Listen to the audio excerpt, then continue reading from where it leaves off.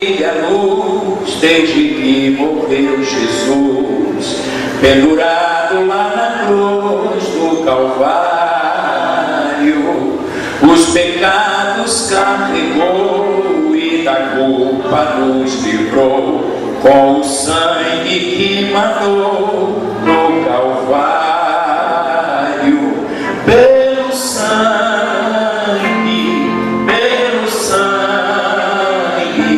somos redimidos, sim, pelo sangue carmesim, pelo sangue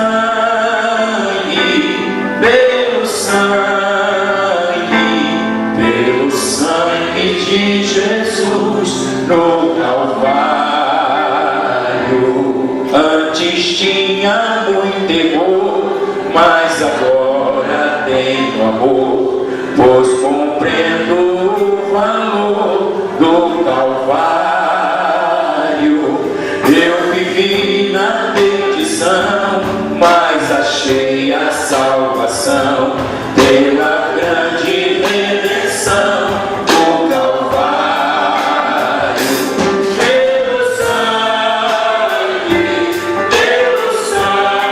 sangue, somos redimidos, sim, pelo sangue carmesim, pelo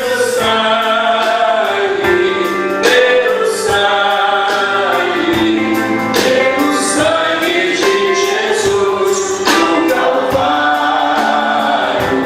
És um grande pecador, eis aqui meu Salvador, leva pro bom pregador o Calvário. O Cordeiro divinal padeceu na cruz teu mal, e oferece graça tal no Calvário. Pelo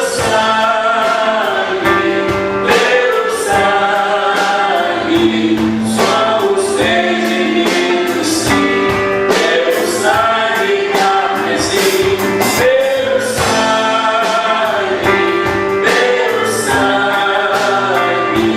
pelo sangue de Jesus no Calvário. Aplauda o Senhor. Você pode dar a mão ao seu irmão, pode puxar o corredor da mão do seu irmão. A gente sempre faz isso, que tipifica a nossa unidade, que fala que nós somos um só corpo em Jesus, o que nos fortalece, nos faz um em Cristo Jesus. Pai, nós te adoramos, porque podemos estar numa manhã de ceia, onde estaremos memorizando a tua morte sacrificial. O Senhor morreu a nossa morte, para que nós vivamos a sua vida e vivamos em abundância de vida. Que o teu favor esteja sobre nós, que entre as nossas mãos estejam as tuas mãos, trazendo e aspergindo o teu sangue, o sangue que foi vertido na cruz para o perdão de nossos pecados e consequentemente nos deu acesso à tua presença. Que a tua glória se manifeste poderosamente mais e mais, pois nós estaremos agora fazendo menção da tua palavra. Nos dê da tua sabedoria, da tua graça, da tua unção, para que eu me faça entendido e para que todos nós recebamos do Senhor. É assim que nós oramos e te agradecemos por cada irmão que pôde vir e que pôde estar nesta manhã. É a nossa oração em nome de Jesus. Pelo sangue,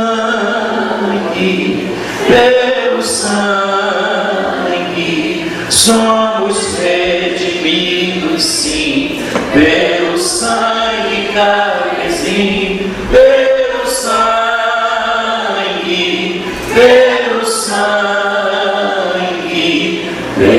sangue de Jesus no Calvário.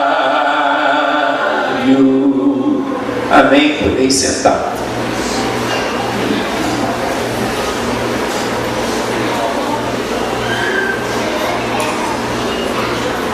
Abra comigo a palavra do Senhor, Evangelho de João, capítulo 19, a partir do versículo 28.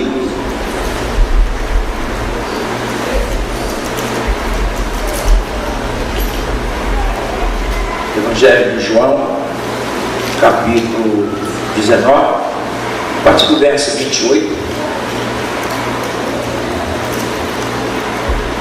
até o verso 37, vocês acharam sim ou não?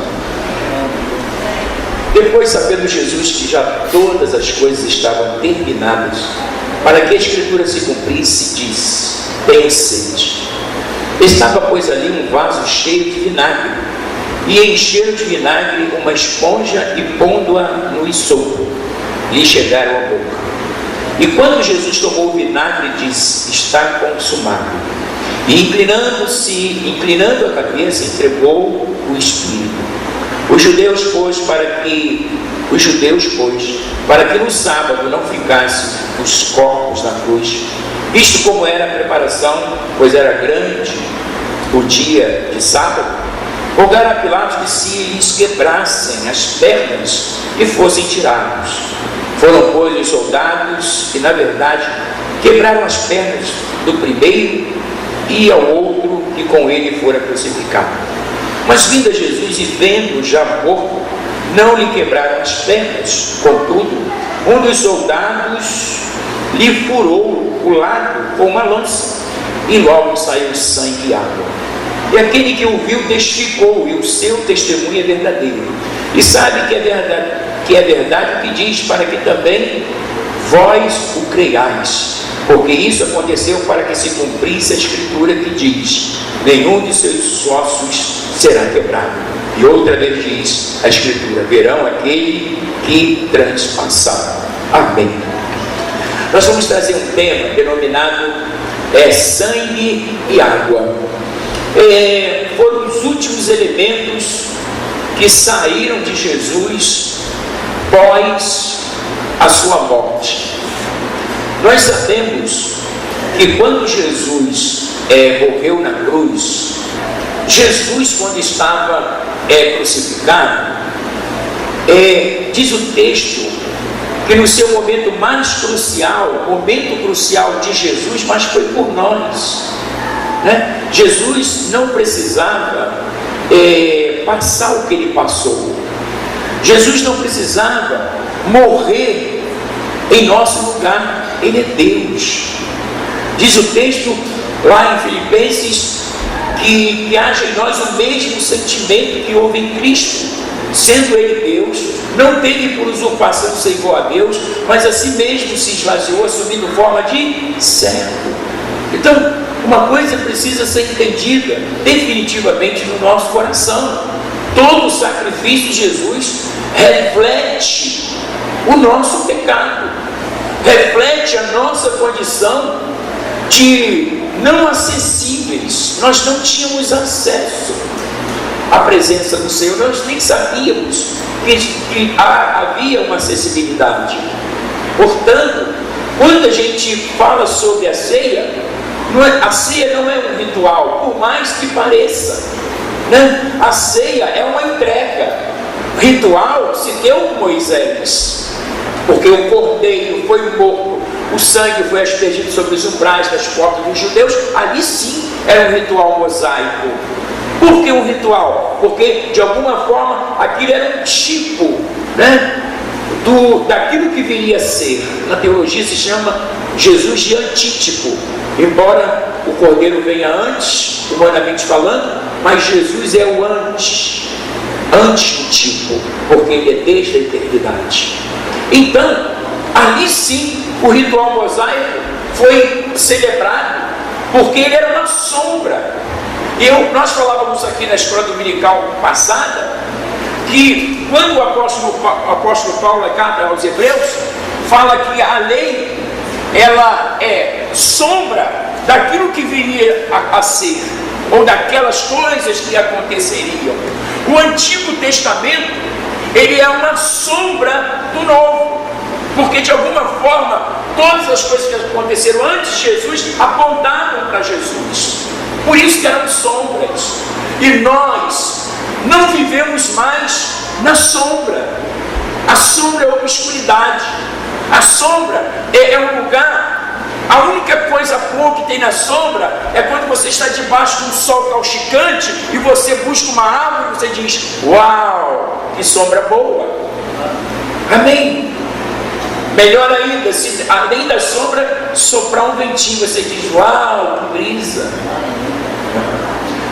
Amém? Mas fora isso, a sombra, ela, dentro da teologia, em razão dela ser tão somente uma coisa não muito definida, não uma coisa muito clara, ela era uma sombra daquilo que haveria de ser.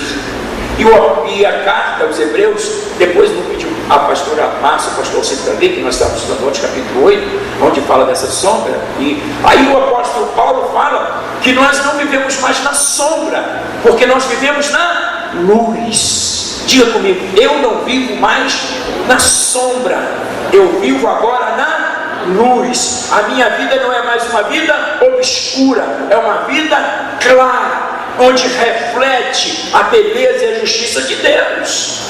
Seja cheio do Espírito Santo, aleluia. Seja cheio da glória do Senhor. Você não está mais na sombra. Uau, aleluia. Fala. 8:5, põe para mim, Joyce. Quase que sai, 8:5 de Hebreus.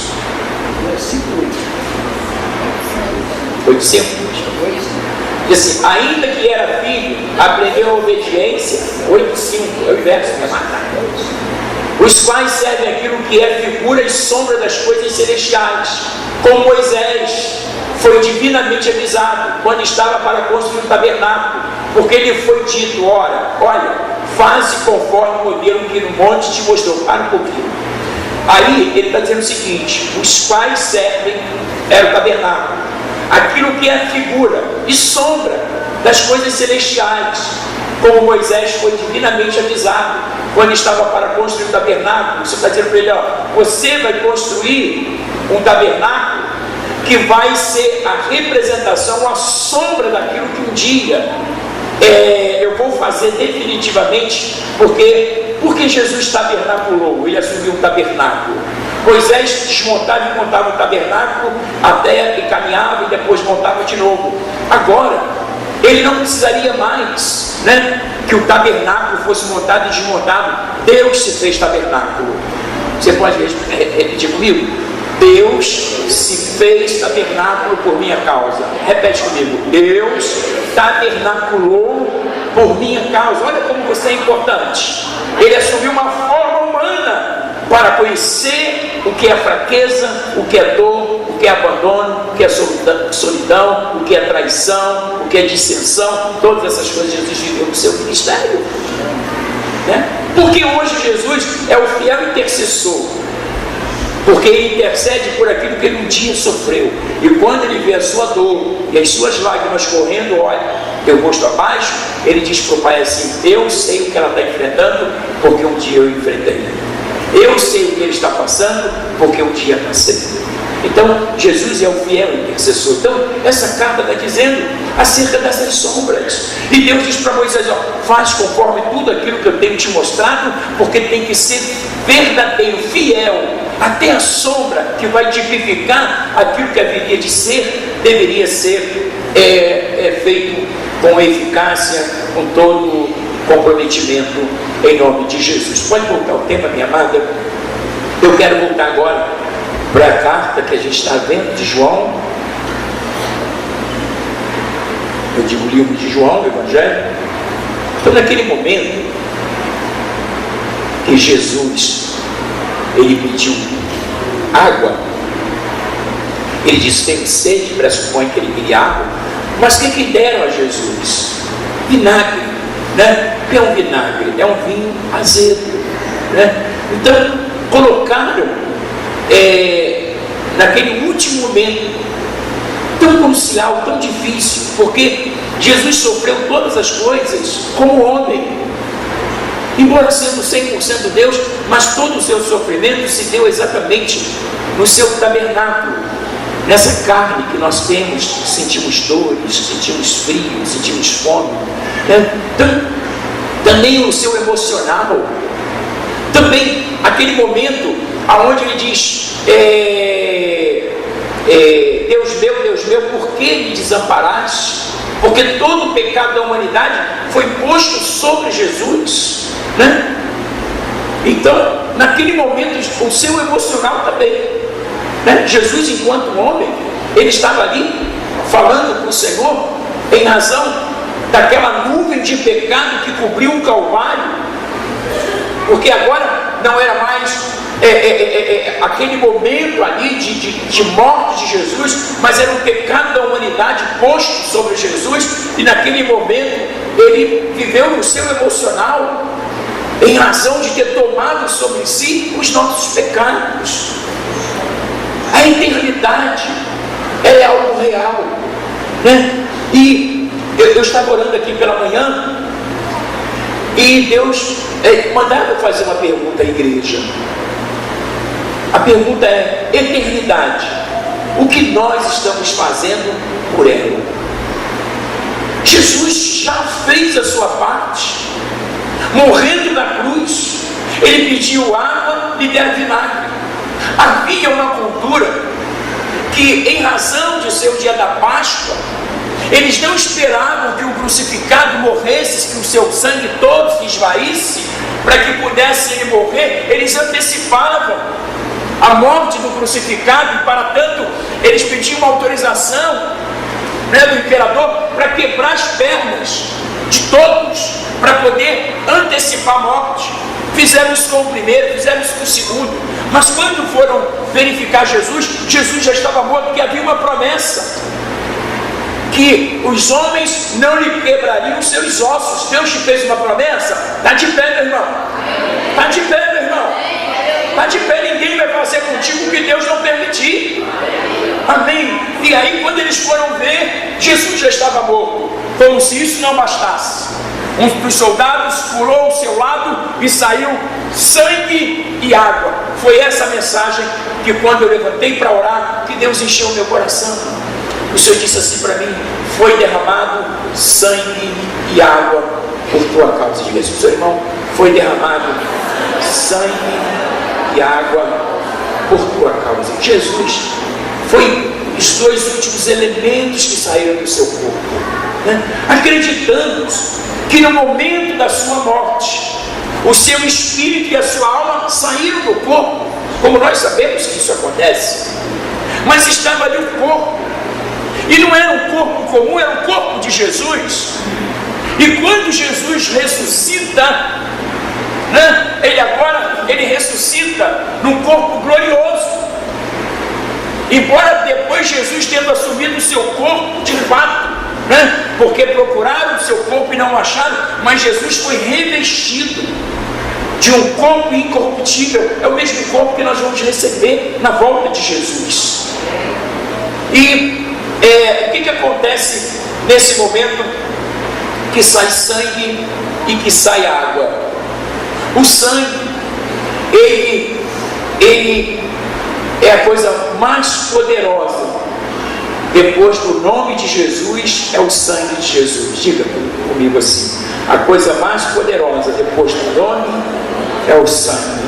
O sangue de Jesus derramado lá na cruz do Calvário. Antes tinha muito temor, mas agora tenho amor, compreendo o valor do Calvário. Eu vivi na perdição, mas achei a salvação pela grande redenção, o Calvário. Uau! Que poema lindo, né? De alguém totalmente envolvido, não só com a cruz, o sangue. E nós temos visto que vivemos numa sociedade que tenta banalizar o sangue. O que você mais vê hoje nas novelas, não é que eu as vejo, mas às vezes você está assistindo alguma coisa, daqui a pouco passa um pedaço lá e é o camarada lá, né, um incircunciso, profere o sangue de Jesus. Você está no mercado, alguém sem temor, sem conhecimento nenhum, né? Então o mundo espiritual tenta banalizar. O que é tentar banalizar? É tirar. Não é que vai tirar, mas fazer com que entre em desuso, para que as pessoas não usem devidamente o sangue. Mas quantas vezes nós, em momentos difíceis, nós clamamos pelo sangue de Jesus? Eu o sangue de Jesus que afugenta o diabo. Diga comigo, não há cristianismo sem o sangue de Jesus. O sangue de Jesus é vital na compreensão do cristianismo. Eu sou lavado pelo sangue de Jesus. Ele é vital, não tem como tirar. Não tem como tirar o sangue. Saiu de Jesus o primeiro elemento, o sangue, que era a vida do corpo, era a sua entrega definitivamente. Então, meu irmão, você que é igreja, use mais o sangue. É claro que você não vai usar para qualquer coisa, mas no momento difícil, esteja preparado aí no seu subconsciente, que o sangue é uma ferramenta que vai te levar para a eternidade. Diga comigo, o sangue de Jesus é uma ferramenta que vai me levar para a eternidade. E agora não só saiu sangue do seu lado, mas também saiu o que, irmãos? Água. A água, ela simboliza quem? O Espírito Santo. Jesus estava cheio de vida e Jesus estava cheio do Espírito Santo. O crente precisa estar cheio de vida e cheio do Espírito Santo. Aleluia. Aleluia. Senhor, isso, vamos aplaudir o Senhor.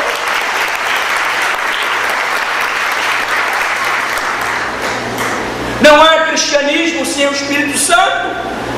Nós pregávamos aqui na quarta ou no domingo, quando Jesus disse: enviarei o Espírito Santo e ele convencerá o mundo do pecado, da justiça e do juízo. A importância do Espírito Santo na vida de Jesus, na vida dos apóstolos, na minha vida e na sua vida. O convencimento que vem, que nos leva a um arrependimento e por conseguinte uma conversão.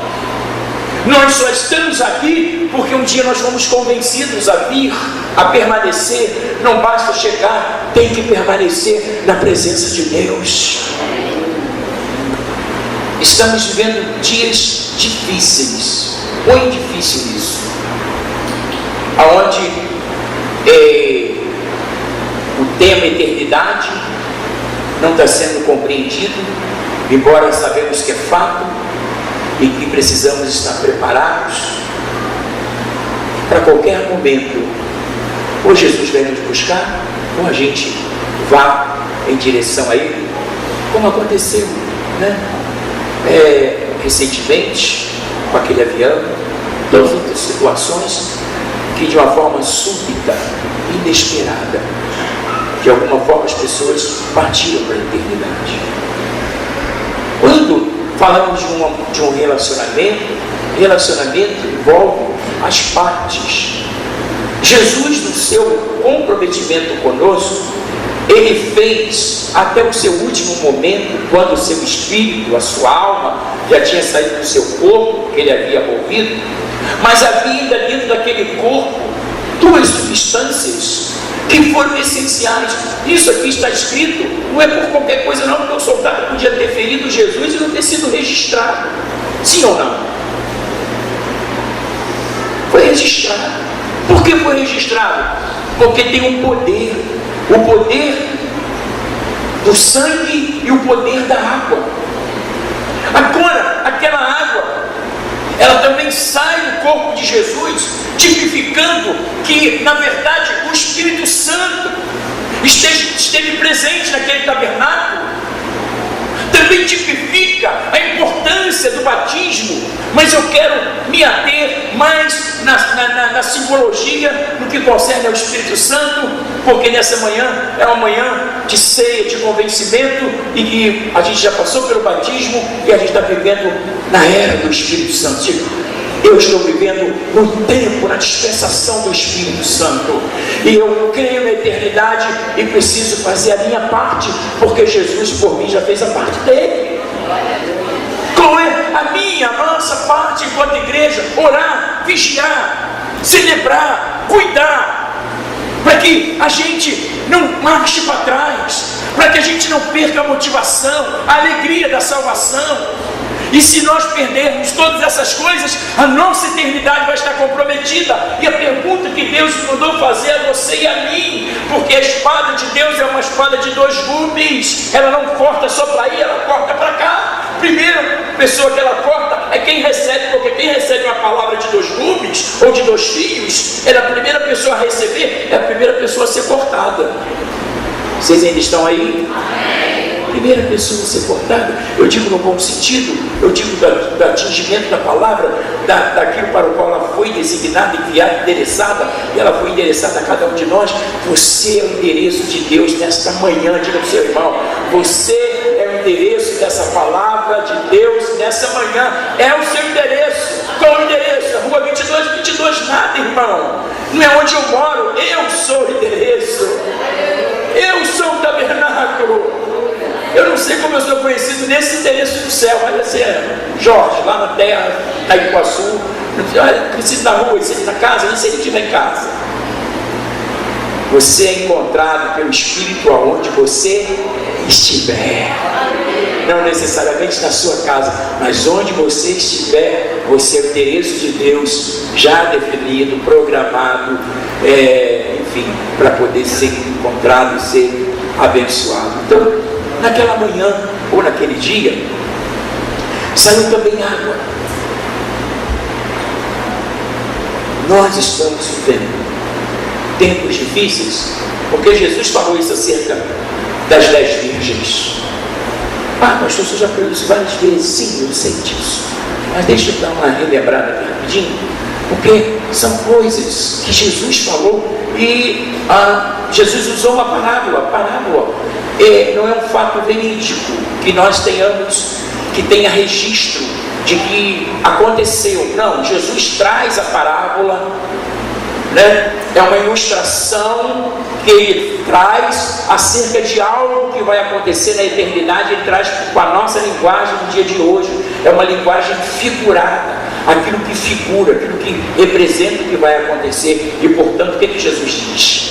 Haviam 10 virgens, 5 loucas e 5 prudentes. Quem são as virgens dentro da tipologia bíblica? A igreja, sem ruga, sem mancha, sem mácula, né? Eu não estou dizendo a igreja com ruga, com mancha, assim no físico, né? Mas eu digo na alma, no espírito, na pureza, na santidade.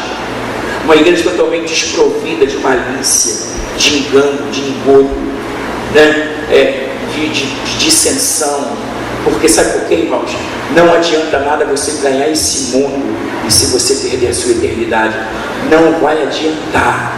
A tua angústia por não alcançar a eternidade, eu não vou nem entrar no mérito, vai ser terrível para quem não conseguir subir com Jesus, né? Vai ser terrível.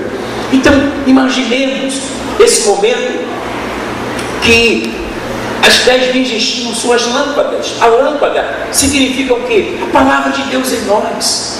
Salmo 119, 105, lâmpada para os meus pés e a tua palavra e luz para os meus caminhos. A igreja, quando ela tem a palavra, ela tem a lâmpada dentro de si. E naquele momento, mas a lâmpada ela precisava ser movida pelo azeite, assim o carro com a gasolina, como tantos outros combustíveis, né? Então, naquele momento, ouviu-se alguém dizer: aí vem o noivo, ou seja, aí vem Jesus.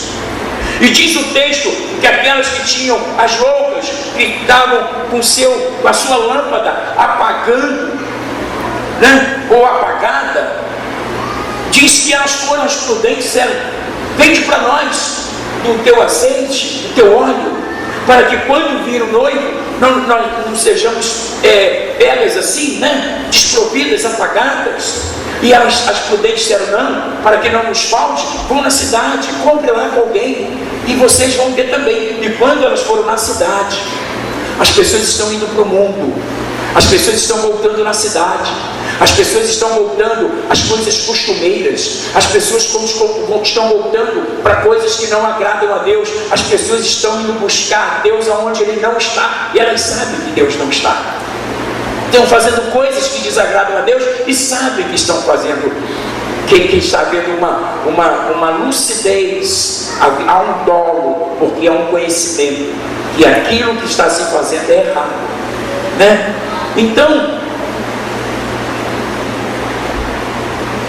o noivo volta, as prudentes entram, e vão para as bodas do noivo. Aí as imprudentes chegam e dizem: e agora? Abra-nos as portas. Ou seja, vem nos buscar. Não, fechou-se as portas. E Jesus, quem está falando essa palavra? Não foi o apóstolo Paulo nem Pedro. Se assim fosse, seriam de alta estima, de muito apreço, porque são homens de Deus, mas foi o próprio Deus que falou. Jesus falou sobre isso. Se haviam 10 e só 5 entraram, 50% estavam desapercebidas, estavam sem azeite, sem óleo, estavam sem sangue, estavam sem água, não havia nada dentro delas, exceto as preocupações do dia a dia. E o próprio Jesus disse: para cada dia baixe o seu próprio mal. Você está preocupado com o amanhã? Você não sabe que Deus vai te abrir portas poderosas. Você está sofrendo antecipadamente. Celebra hoje. Amém. Jesus disse: basta para cada dia o seu próprio mal. Ou seja, do mal que o dia traz e as coisas boas que Deus faz, ninguém vai falar?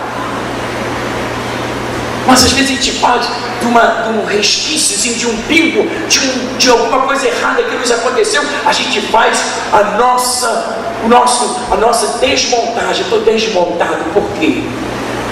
Me aconteceu isso diante de tantas coisas que Deus te fez no ano de 2016, irmão. E às vezes, como aconteceu nessa manhã, não quero falar isso para que a gente seja atingido, mas a escola dominical é um lugar que nós devemos estar. Sabe quanto tempo eu frequento a escola dominical? 37 anos. Eu ainda não sei nada.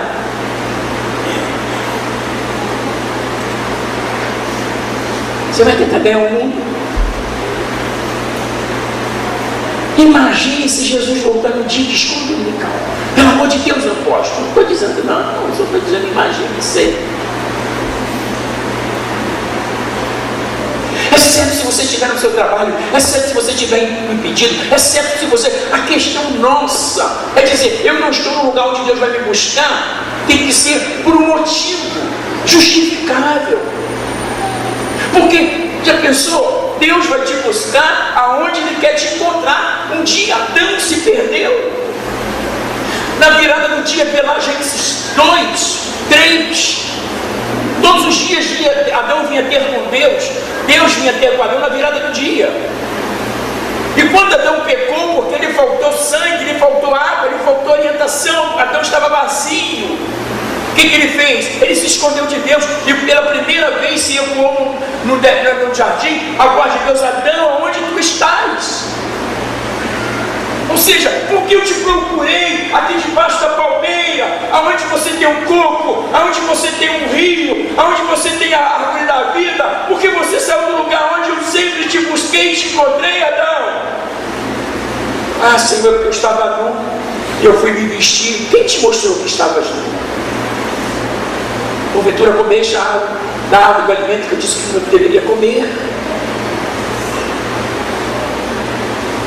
É muito sério, porque parece que há uma inércia, parece que há uma sonolência depois que parte dessa vida, irmãos. Sério juízo para aqueles que não tiveram juízo. Uau, que bom, né? Coisa linda isso, saiu agora, Deus deu fresquinho. Só sério juízo para quem não teve juízo. Tenha juízo, para que você não precise ir para o juízo. Porque quem tem juízo não sofre o juízo de Deus, vai para o lugar, para o paraíso. No paraíso não há juízo, no paraíso há celebração, há presente como nessa manhã.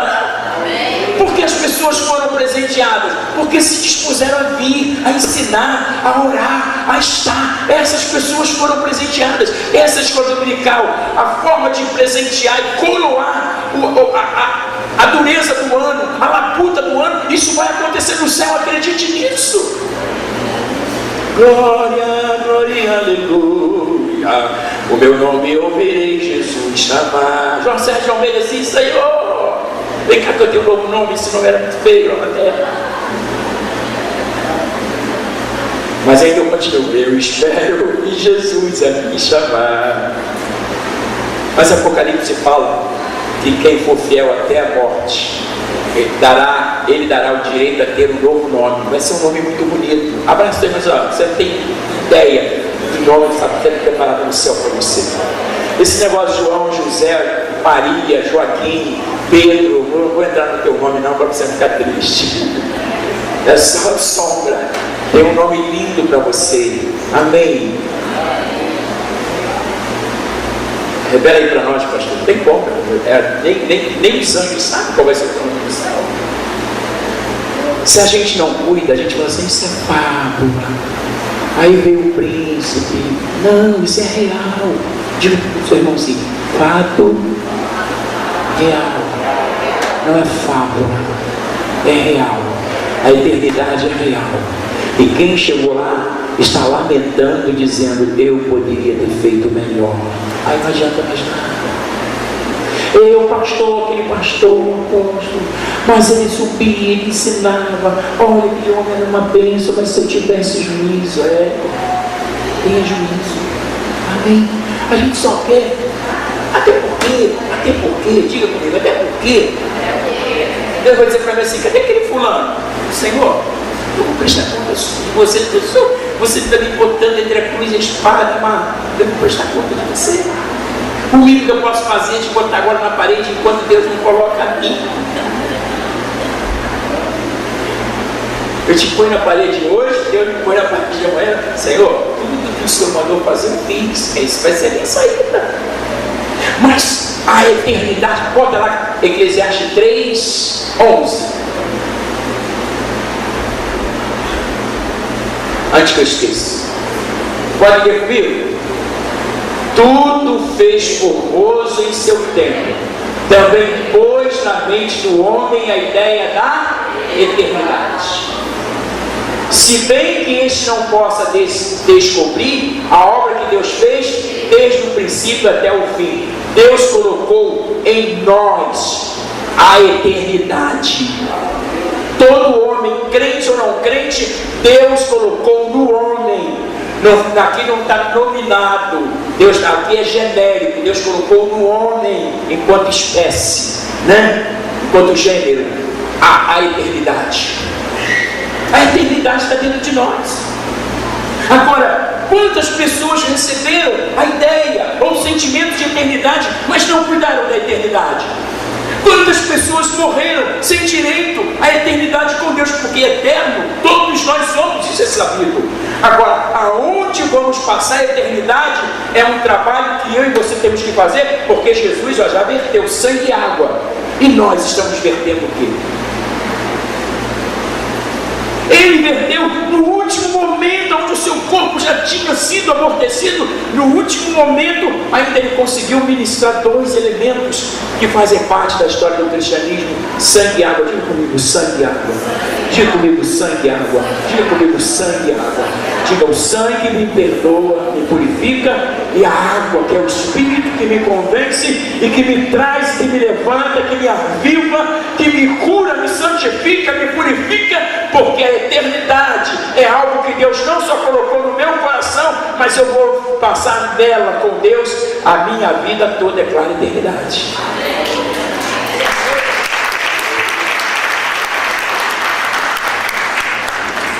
Não dá mais para falar, porque mas é bom. Curva sua cabeça, eu quero orar, feche seus olhos. Já está chegando a hora de partir. Prepara a igreja para subir. Confia, fique firme em oração. É tempo de real consagração. Jesus em breve veio dos céus, com glória, majestade e poder.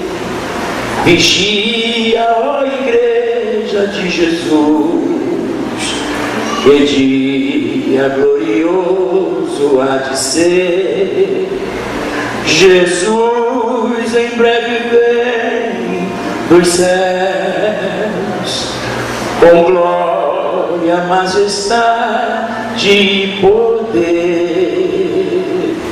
Vigia, ó Igreja de Jesus, que dia glorioso há de ser.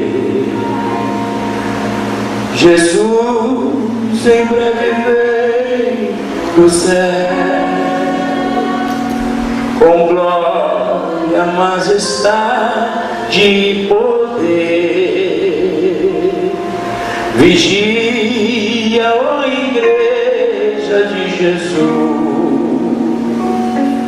que dia glorioso há de ser.